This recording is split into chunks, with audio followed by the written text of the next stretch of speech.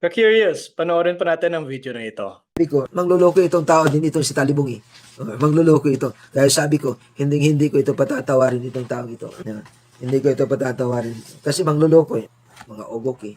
Kaya mga kapatid, loko-loko. Yan ang pahayag ni Pastor James na manluloko daw ako. Pero sino ngayon ang lumitaw na nanloko sa mga inosente? Di po ba? Nakipagkasundo ka ni Brad Jando, live ba sa programa mo na June 30, haharap ka at magkita tayo sa Cagayan de Oro para magiging final yung hamon mo na makipagdebate sa akin o kaya kay Father Darwin. Di mo ba? Tinawagan ka ni Bro Jando? Balik muna natin. May tumawag. Sino ito? Ay, ano? Sino ito? Sino ito? Si Jando. Kaya mo bang patunayan Jando na yung yung Katoliko mo, Romano Katoliko mo ay nasa Biblia sa King James Version? Meron akong balita sa iyo, bro, na sabi mo kasi, pag ikaw ka nakikiti sa talawal yung makakaharap sa iyo. Hindi, ito ngayon. Ang sinabi ko kasi ito, makinig ka dyan do. Makinig ka. Ang sinabi ko ganito, makinig ka dyan do. Ang sinabi ko dyan do, ito. Hindi. Ito, ang sinabi ko, patunayan mo na yung Romano Katoliko mo. Bro, hindi pa ako tapos, bro. Ito, tapusin muna ako. Sige. Dahil, ngayon, June 30, pumunta si Brother Wendell Talibong sa Alayan ni Ulo Cathedral. At iniimbitahan ka niya na magpakita sa kanya para nakipagpirmahan ng tema para dati magpinta sa relating debate. Hindi. Ito ngayon ang message ka. Sabihin mo kay Talibong ito. Sabihin mo kay Talibong, tumawag siya dito sa akin at patunayan niya na yung na yung Romano Katoliko niya ay nasa Biblia sa King James Version. Tapos, bro. Tapos. Hindi, makinig kayo kasi iba yung mga pinagagawa ninyo eh. Iba yung mga pinagagawa ninyo de Jando, iba yun. Ito, sa akin kasi sa akin kasi may mechanics kasi ako Jando. Gusto mo nang matalanta. Gusto mo nang talagin pa ako tapos dito. Nakabayan mo na ako. Wag mo na pakita kapag gusto mo programa mo ko eh. Tapos mag-aaral ka sa programa mo. Hindi, wag mo akong turuan. Wag mo akong turuan diyan sa kademonyuhan mo. Sige, magsalita ka. No, ang tanong ko sa iyo, bro, magpapakita ka ba kay Brother Wendell ngayong June 30 sa Cagayan de Oro Cathedral para magipagpirmahan ng tema sa isang one-on-one debate, public debate? Sa akin, walang problema sa akin. Walang problema sa akin. Kahit sino. Kahit na sigit gano ang ko eh. Okay, bro. At least nag-ilan sa'yo na ikaw ay haharap. Ay, oo. Ano? Okay, yun mga kapatid, klarong-klaro, galing mismo sa bibig ni Pastor James na magkita kami, live yan sa program niya sa June 30. Kaya pagpunta ko sa Cagayan, eto, nag-message talaga ako sa kanya. Pastor Goday, Bro Wendell ito, nasa CDO ako. Pwede ba magkita tayo para sa challenge mo na debate? Pero di talaga ako sinagot. Walang reply, di nagpakita si Pastor James. Kahit pa, kinumpirma niya sa live program niya na sa June 30, makipagkita daw umano siya. Talibong. Talibot daw. Na ako, mayabang kayo. Mga mayabang, yun ang sabi niya. Kristo na nagtatag sa Romano Katoliko noong 33 AD. Na noong 29 AD, umakyat na siya sa langit. Sino? Yung nasa sa Davao na sino? RJ. Sige, sagutin niyo ako. Pati si RJ. Kung busy siya pinanganak eh. 33 ang kanyang edad nung pumanik na langit. Imagine, ang kondisyon niya, King James Version lang. At sabi niya, 29 years old, pumunta sa langit. Mabasa ba yung King James Version? Kaya nga, gusto niya, pag maipit sa history, King James Version lang. Di na pwede gagamit ng ibang mga version ng Biblia, basta King James Version lang. Kaya tinanong siya ni Bro Jando, King James Version lang. At sabi mo, ang nag-compile sa Biblia ay si Atanasio. Saan yan mabasa? King James Hindi. Version. Sabi ko, Sa King James hindi. Version na si Atanasio Hindi. ang compile ng whole Hindi. Bible. Basahin mo ngayon. Basahin mo. Yung binasa mo, basahin mo dito sa King James Version. Sige lang sagot sa Atanasio. Hindi. Hindi nga. Ang sabi ko kasi, Hoy, makinig ka. Bakla pala ito eh. Makinig ka. Gusto mo dito sa programa ko ikaw magsasalita? Ha? Makinig ka. Sa King James Version basahin mo. Sa King James Version basahin mo. Sa King James Version natin mababasa na si Atanasio ang Hindi, yung binasa mo, basahin mo sa King James Version. Kasi ang tanong ko kasi sa iyo, mayroon na bang Katoliko, mayroon na bang Romano Katoliko noon? Ang tanong ko kasi, mayroon na bang Romano Katoliko noon? Ako nagtatanong lang. Hindi. Sa King James. High blood at nataranta na dito si Pastor James. Basahin kasi mga bugos yung mga pinagbabasa nyo dyan eh. Gusto mo kasi straight to sa King James Version eh. Sige. Stricto talaga siya, dapat King James Version lang. Lalo na yung binanggit niya dito na kung si Kristo ang nagtatag sa simbahang Katoliko, sinong Kristo? Dahil umakyat sa langit ang Panginoon Kristo, 29 years old umano, samantalang 33 Domini na itatag ang simbahang Katoliko. Kung gusto mo iyon ang friendly discussion, huwag mong itanong sa live. Pagandaan mo yan sa debate, pero dapat nang nag-oo ka na makipagkita ka, John 30 sa live mo, pastor ka naman. So, para sa mga miyembro mo, talagang si pastor ay may isang salita at hindi magsisinungaling dahil pastor ka. Pero, asan ka, John 30? Nag-message ako sa iyo. Di ka nag-reply. Eto, Sige na mga mayabang na mga CFD at ikaw Darwin Gitgano. Sige na, sagutin nyo na ako. Ikaw Talibot. Talibong. Sagutin nyo na ako, mayabang kayo eh. Sige, sino nga yung Kristo na nagtatag sa Romano Katoliko noong 33 AD? Na noong 29 AD, umakyat na siya sa langit. Sino? so, yan ang magka-problema talaga si James. Paghaharap sa debate tapos ang kondisyon niya, King James Version lang. Bakit? Saan ba sa King James Version na 29 years old umakyat na siya sa langit?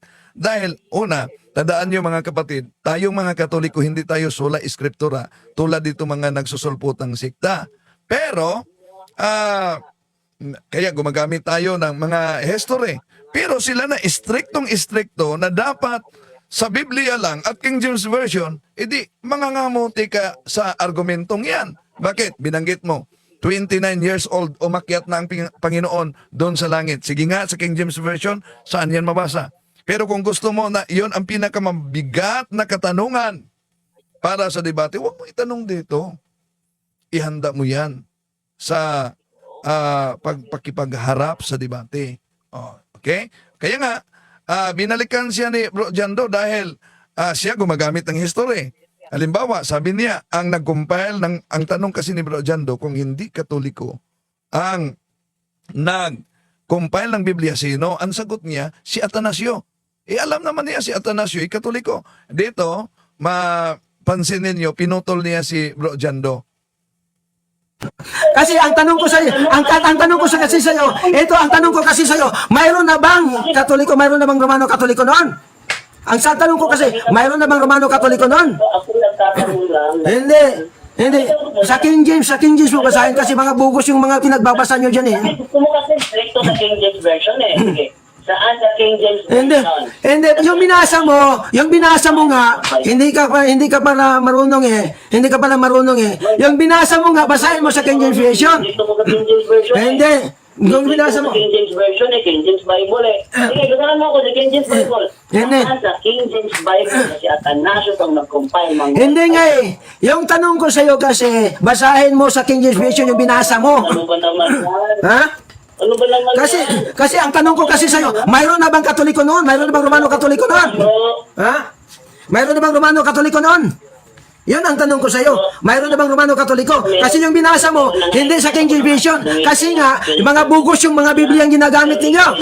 Inistrikto mo kasi sa King James Bible. Hindi. So, balikan ko sa inyo. Hindi. King James Bible lang. Hindi. Gamitin natin na batayan. Hindi. Sabi niya ni Bro Jando, kaya dapat makinig ka, Pastor, dahil alam mo naman na may mga natangay kang mga miyembrong sumusunod sa iyo at nakikinig sa iyo. Sabi ni Bro Jando, ini-stricto mo kasi na King James Version. Ang sabi niya, palagi niya, hindi. Hindi ba yung totoo na dapat sa King James Version lang? Oh, makinig ka sana. Oh, bago ka mag-react. Tuloy natin. Hindi, yung binasa mo kasi, hindi, yung binasa mo kasi, makinig ka. Hoy, makinig ka. Makinig ka. Walang hindi.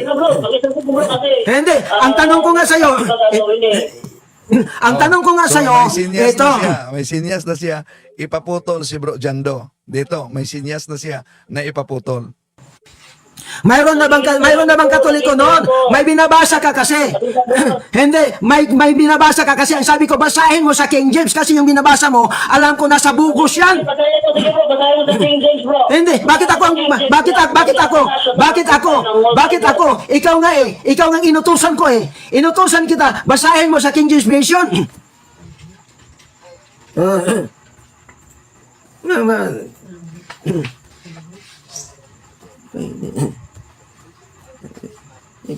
Ipahinay para makalusot ko. Oh, ayan, narinig nyo, ipahinay para makalusot ko. Ang ibig sabihin sa mga di makaunawa ng Cebuano, pahinain mo. Ang itinutukoy niya, si Bro Jando, para makalusot ako. Pahinain mo para makalusot ako. Terang nag-opos. Tinawagan na. 3, 9. Nagsinya siya na di na umano tanggapin ang tawag. Di na umano tanggapin ang tawag. 5, 7. Ito ang pag-usapan natin dito. Pag mayroong tatawag, ang pag-usapan natin, patunayan nyo, basahin nyo sa Biblia. Kung iba yung gusto ninyong mangyari, ay hindi kayo ma-entertain dito.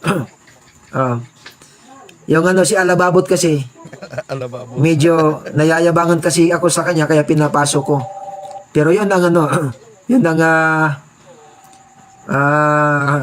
ginagawa niya. Yung gusto kong mangyari, iba yung sa kanya. Nag-introduce siya ng iba. Sana nagpakita ka sa noong June 30. Live yun nakasunduan na makipagkita ka. Di ba? Dito sa Usamis, 6 hours ang travel, Usamis to CDO. Pagkatapos, kahit anino, di sumipot. Kahit text, di nag-reply. Anong ga talaga, Pastor? Okay, tuloy natin siya. Ang usapan dito sa akin. Kung narinig man niya yung sinabi ko, hindi yun ang topic ko na gusto kong pag-usapan pag mayroong tumatawag. Kasi, ang sabi ko, pag mayroong pagkaya niyong patunayan or basahin na yung Romano Katoliko nyo ay nasa Biblia. Sa King James Version. Tawag kayo. Yung gustong tumawag, mag-message muna kayo. Wag didiretso nga tatawag. Mag-message kayo, magpakilala kayo. Magpakilala kayo. Si ano ito, gustong pumasok. For example, si ano ito, si Wendell Talibong ito, gustong pumasok. Yan. Gusto niya na tatawag ako, no? Tatawag ako sa kanya at mag-message. Kaya tinawagan natin. Ito mga kapatid. Ang nag-opos. 6, 3, 9. Yan. May sinya siya na wag daw.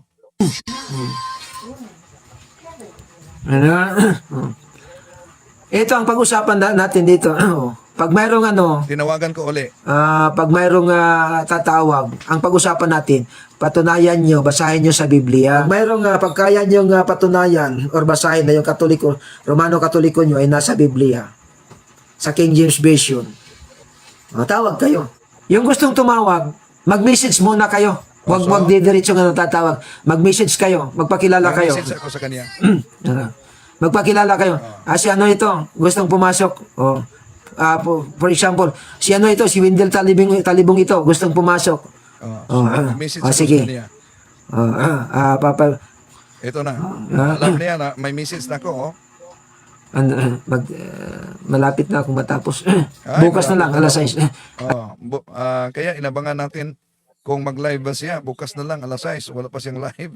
No? Bukas na lang, alas 6. Wala pang live si Pastor. So, yun. Ang tira na naman ni Pastor, ito, pansinin ninyo. Itong mga video ninyo na nakikita ko, ang yayabang ninyo. Sige. Bro, nagkakasahin ako dito bro ha. Nagkakasahin ako dito. Ano kasi Athanasius, sa atin ano? Sabi dito. Is it true that Athanasius compiled the whole Bible? No. It is not true that Athanasius compiled the whole Bible.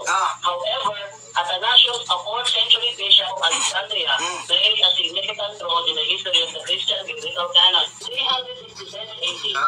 Yan po mga kapatid, pinagpistahan nila yung video namin nung tumawag Pinagpistahan daw yung video nila. dito yung isang CFD. Ito kasi ang nangyari noon. Sinabi niya na wala siyang internet. Naka-cellphone lang siya. Ngayon, nung medyo nagkainitan na yung ano namin. Ang proper term dyan, nang medyong nataranta na ako. Diskusyon. Kasi gusto lang niya, siya ang pakinggan. Ayaw. Kung nakita niyo mga kapatid, ayaw makinig eh.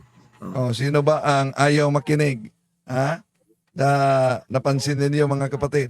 Di ba si Mr. James mismo, ano ba yung sabi niya? Ito pa ang sabi niya. Pansinin ninyo ha? Ito pa sabi niya. Kung hindi ang Katoliko, anong relihiyon? At sino? At kailan? Tingnan nyo nga, kung may utak ka, isa-isa lang.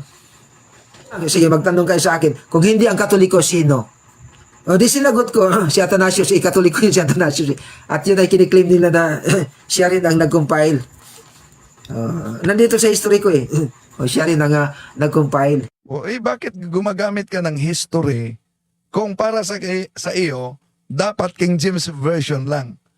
At nang tinanong ka kung hindi Katoliko ang nag-compile, sino? Bakit sinagot mo na si Athanasio na alam mo naman na Katoliko yan? Napaka-common sense yan, Pastor. Ngunit yung common sense ay hindi talaga common sa bawat isa. Okay, tuloy natin siya. Ngayon, ito kasi ang sinabi ko. Una, ang sabi ko, kung kaya niyong patunayan na yung Katoliko nyo, Romano Katoliko nyo ay nasa Biblia, tumawag kayo. Yun po, maliwanag naman yun eh. Kasi nga, yung mga ginagawa-gawa nilang history. Kaya nga, tinawagan natin. So, gusto ka King James Version, tinawagan natin. Nang tinawagan natin, dapat magpakilala. Nagpakilala ako, nag-message ako. Ay tapos na daw umano siya. Bugos, hindi totoo yun. Ito, gaya ng ginawa ni Talibong. Yung binasa niya sa John chapter 10, verse 16. Binasa niya yun eh. Ngayon, sabi niya, ito kang Baxter. Ipapakita ko eh. Ito Sige, kay Baxter mo. na Pakita Bible. mo yung kang Baxter. Sige, pakita mo. Ito may Katoliko dito. Yung binasa niya, mayroong Katoliko. Ngayon, siyempre, alam ko yun eh, yung Baxter na yun, para Fresh Bible ni Baxter. Sa original, wala talaga yung binasa niya. Sa original daw, wala talaga yung binasa ko. Dapat ipakita mo kung wala ba. Pero ano ang punto niya? Wala daw. Wala yung binasa niya sa original. Wala. Kaya, ang sabi ko, mangluloko itong tao din itong si Talibong eh. Mangluloko ito. Kaya sabi ko, hindi ko ito patatawarin itong tao ito. Hindi na ako mapatawarin Hindi ko ito yan. patatawarin. Kasi mangluloko eh. Naloko daw Mangluloko. umano Ito, siya. ito yung ano eh. Ito yung binasa niya oh. Lay down my life for my sheep. Ito ang binasa niya. As my Father knoweth me with love, and I know the Father, so with the special love, I lay down my life for their redemption and salvation. Ito. Ngayon, dito sa 16, ito na. And other sheep I have which are not of this fold. Them also I must bring, and they shall hear my voice, and there shall be one fold and one shepherd ito. Ngayon, ang binasa niya ito, yung footnote, na sila lang din ang may gawa. Oh, ito si Talibong ang binasa niya. Wala mga kapatid, sino ba yung manluloko ngayon? Yung Baxter, hindi kami ang gumagawa niyan. Ha? At sabi niya, footnote, halimbawa, yung binasa niya na as my father knoweth me with, yun, hindi yun footnote, sa 15, yun ay tinatawag na paraphrase. At ang sabi niya na kami ang gumagawa, ito, ipakita ko sa inyo mga kapatid. Hindi Katoliko yung Baxter. At pansinin ninyo, hindi yan footnote, pastor. Ha? Anong tawag diyan? Kaya nga tinatawag na paraphrased Bible. Iba ang footnote, iba ang paraphrase.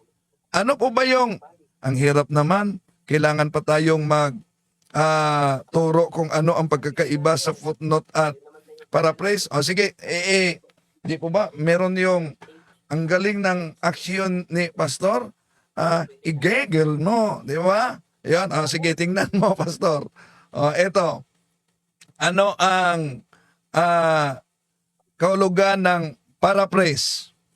Ito ang ibig sabihin. Paraphrasing means to state something written or spoken in different words, especially in shorter and simpler from a form to make the meaning clearer. Yun ang paraphrase. Ano ang pagkakaiba sa footnote? Ano ang ibig sabihin ng footnote? Ikaw naman, pastor, nakita mo pala yung kay Baxter, ginawa po pa bang footnote yung paraphrase? Ito ang salitang footnote, pastor, ha? Footnote, a note printed at the bottom of the page that gives extra information about something that has been written on that page. Yun ang pagkakaiba ng footnote at paraphrase.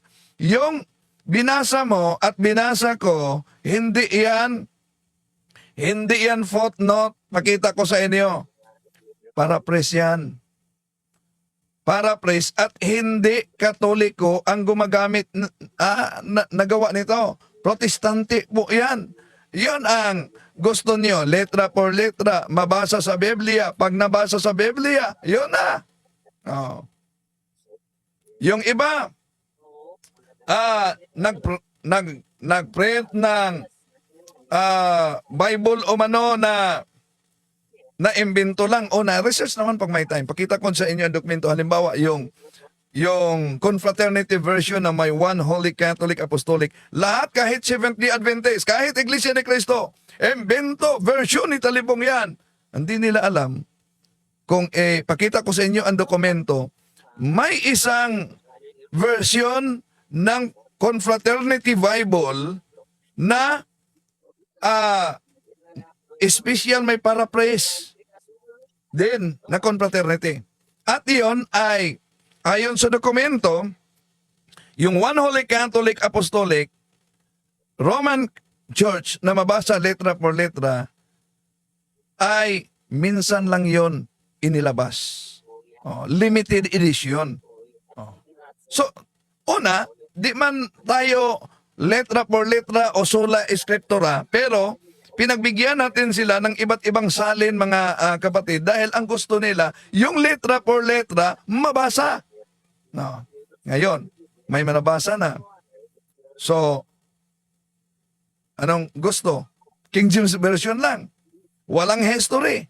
Pero, gumagamit ng history. Ang problema lang, ang history ay ginawang his history. Kaya mga kapatid, sinagot lang natin itong mga mahal nating kapatid sa iba yung pananampalataya. Pero, siguro, yun, naiinitan talaga sila sa mga talakayan. Baka apektado na ang kasunduan. Kaya di tayo magtaka sa ganyan. Pero, bukas man tayo, basta magpakatotoo lang na makipagkita para pag-usapan natin At final na ang sa Seventh-day Adventist. Final na ang sa Seventh-day Adventist. Nagkita kami. At maraming salamat kay Father Juliano Ritiquis, ang spiritual director ng Catholic Faith Defenders.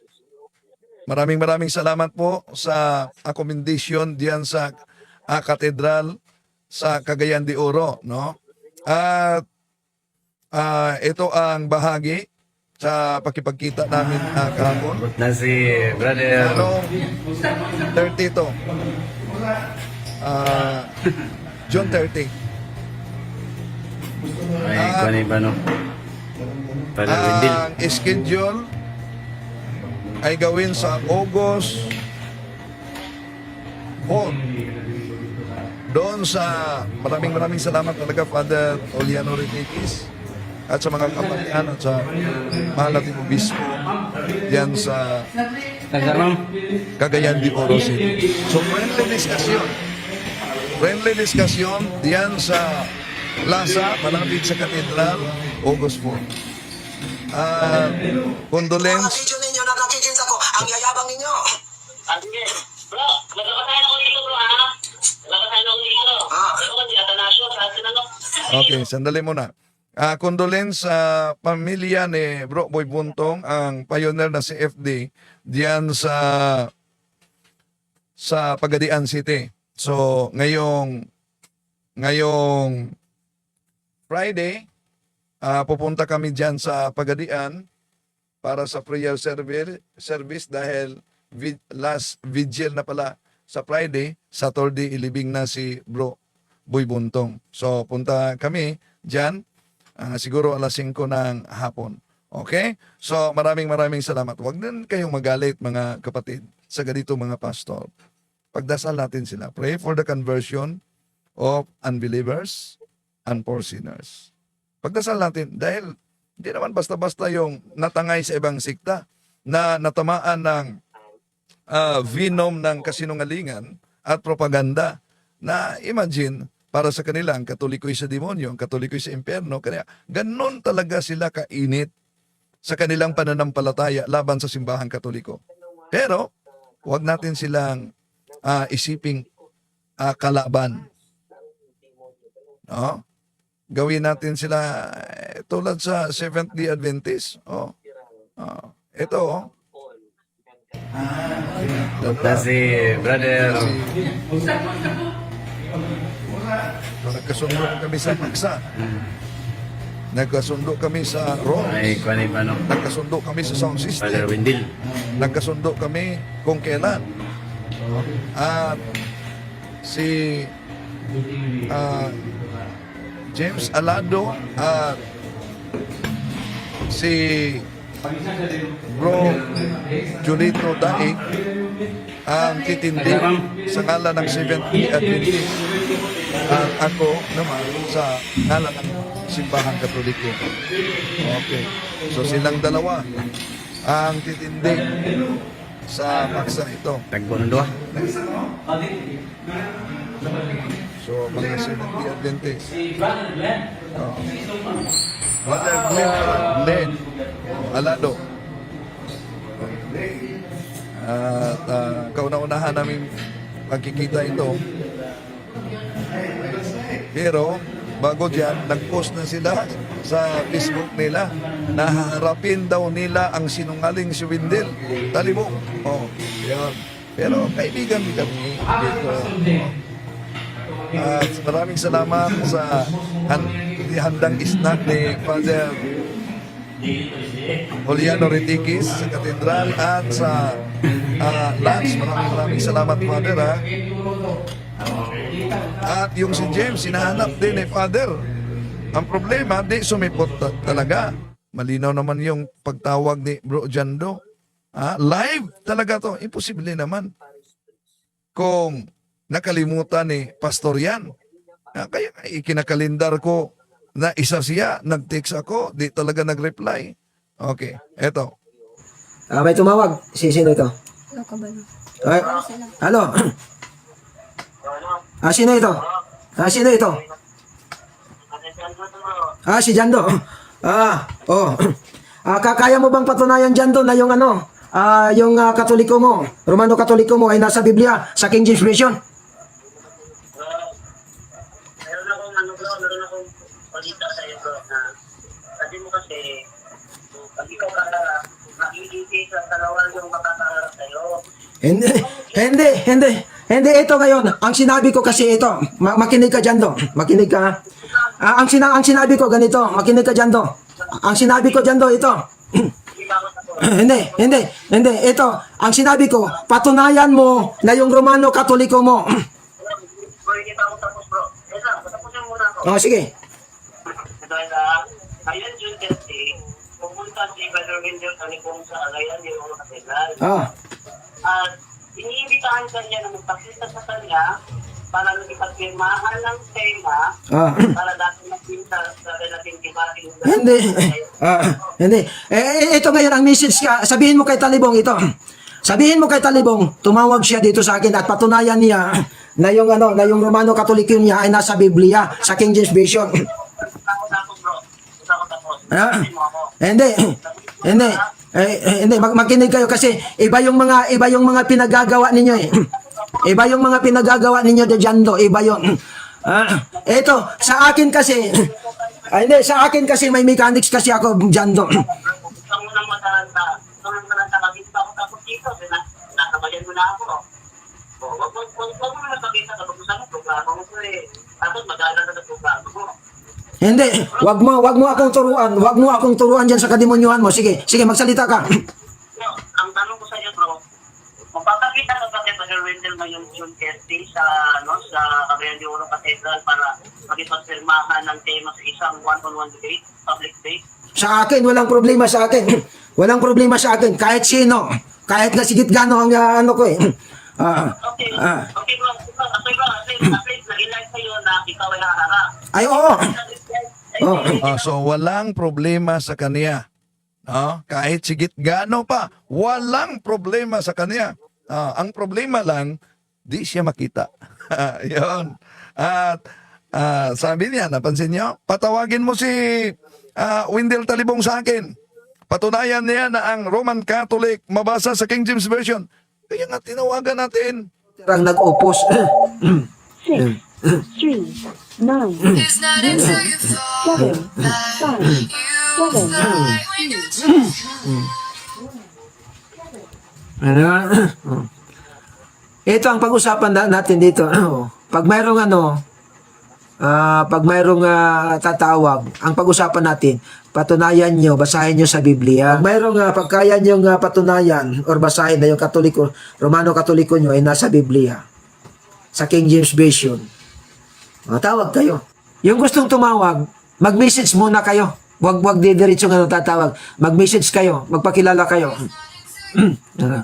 Magpakilala kayo. Si ito, gustong pumasok. For example, si ito, si Wendell Talibong ito, gustong pumasok. Sige.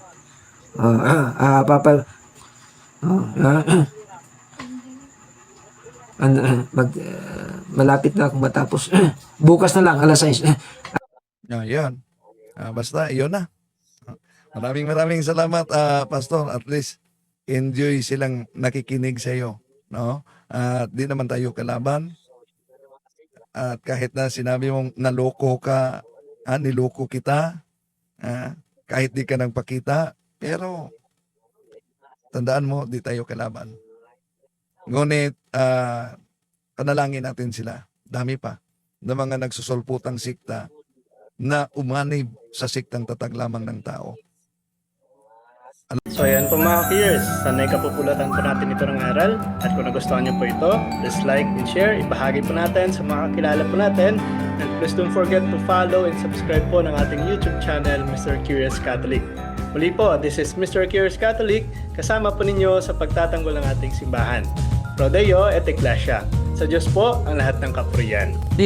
Hello mga kapatid, follow and subscribe Mr. Curious Catholic. Marami tayong matutunan, mapupuno po yung ating isipan sa mga katotohanan. Dahil ang katotohanan na magbigay sa atin ng tunay na kalayaan. God bless. Hello mga kapatid, inanyayahan namin kayo, huwag niyong kalimutan mag-subscribe sa kay Bro Dance Oberio, Mr. Curious Catholic. Marami kayong matutunan sa pamamagitan ng pagsubaybay niyan sa pagsagot sa pananampalataya na inaatake ng ating mga kapatid sa iba yung pananampalataya, and they are not only attacking the teachings of the Catholic Church but proselytizing the good numbers of the Catholic. At sa pamamagitan sa pagsunutin niyo nitong Mr. Curious Catholic Facebook page and YouTube channel, dami ninyong matutunan. Isabuhay natin ang ating matuto. Rodillo et Iglesia.